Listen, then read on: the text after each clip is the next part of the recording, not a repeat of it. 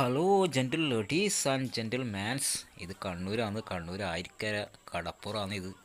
ഇന്നത്തെ കാഴ്ച എന്ന് പറഞ്ഞാൽ ഭയങ്കര ശോകമാണ്. പട്ടികൾ വരെ വെറുതെ കിടക്കുന്ന ഒരു ദിവസമാണ് ഇന്ന്. കണ്ട കർക്കിടകായരെ കടലിലൊന്നും വെള്ളങ്ങളൊന്നും പോകുന്നില്ല. പിന്നെ ട്രോളിങ് നിരോധനം കൂടിയാണ്. മൊത്തത്തിൽ ശോകമാണ്. അല്ലറ ചില്ലറ മീനേ ഉള്ളൂ ചെറിയ വള്ളങ്ങളിൽ പോകുന്നത്. അപ്പോൾ കുറച്ച് ആൾക്കാർ വാങ്ങിക്കുന്നുണ്ട്. അപ്പോൾ അത് വാങ്ങിച്ച് പോയി കഴിഞ്ഞാൽ പിന്നെ ഒന്നുമില്ല.